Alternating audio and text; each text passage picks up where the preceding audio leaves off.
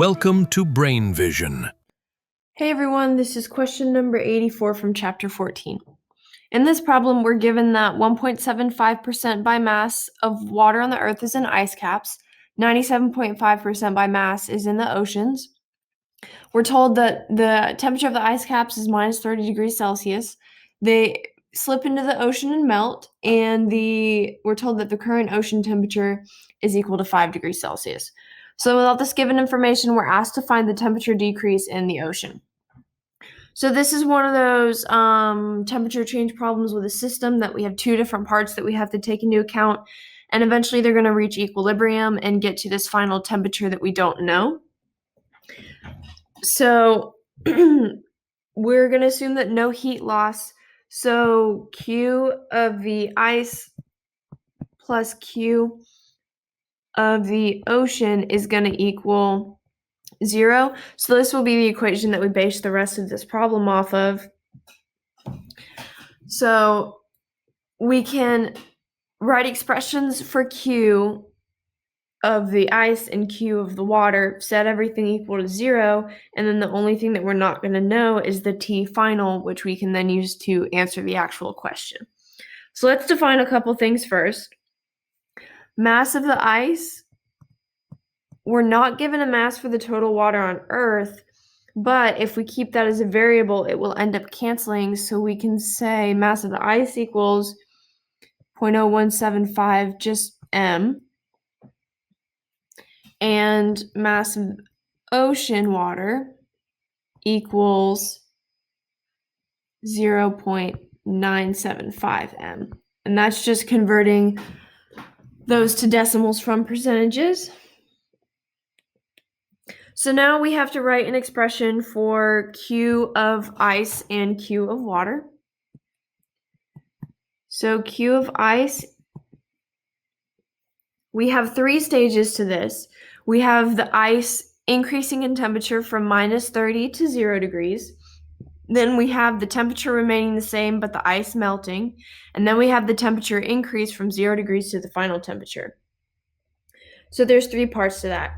So the first part, like I said, increasing from minus 30 to 0, that's just going to be our equation mc delta T. And our delta T in this case is going to be 0 minus negative 30, so that's just going to be 30 degrees Celsius. And then we add the Q from the phase change, which is MIL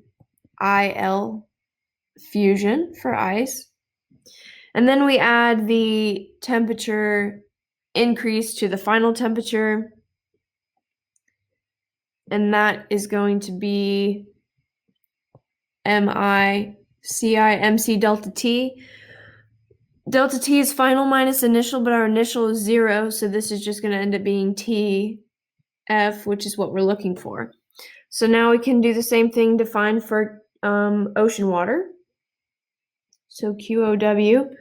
This is a simple one. It's just going to be MC delta T because there's no phase change. So MO seawater, and then this is going to be TF final minus initial, which we're given 5 degrees C. So now we can essentially, you're just going to add both of these together and sum it to 0. So this is just going to be plus this stuff at the bottom. And from there, you set it equal to 0. And we can rearrange and solve for TF. And I am going to skip the algebra process, but if we rearrange and solve for TF, without plugging numbers in yet to make it easier, we get minus mass of the ice, C of the ice, 30 degrees Celsius, minus mass of the ice, LF of the ice, plus M of the ocean water, C of water, 5 degrees Celsius. You just end up factoring out a TF and solving for it. And then on the bottom will be mass of the ice plus mass of the ocean water times C of water. So after you do your algebra, make sure you get that equation. And from here, we can plug in our numbers. I'm probably going to end up going on to another line, so I'm going to go to the next page. So TF is equal to minus mass 0.0175 m.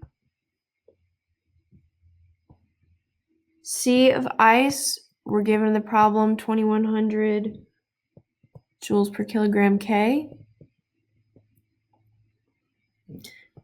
And then our delta, we can just say is 30 K because we know change in Celsius is the same as change in K.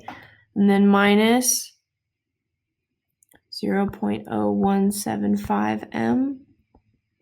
Multiplying our heat of vaporization, 334 times 10 to the third joules per kilogram. Fusion, not vaporization, plus mass of water, 0.975 m times 4190 C for water, joules per kilogram K, times 5, again change, and then all of that is over 0.0175 m plus 0.975 m times 4190 joules per kilogram K. All right, and if you carefully multiply all of that, the m's are going to cancel, and you get TF is equal to 1.348 times 10 to the fourth joules per kilogram over 4.159 times 10 to the third joules per kilogram K. So our joules per kilogram cancel. All we have is K left, and we're left with our TF of 3.24 degrees Celsius. But we're asked for temperature decrease. So 5 minus our initial temperature of the ocean, 3.24, gives us a temperature decrease of 1.76 degrees Celsius. And this doesn't seem that much, and it's not that much because the mass of water in the ice caps compared to the mass of water in the ocean is very small. So the temperature of the ice caps is going to have a very minimal change on the ocean.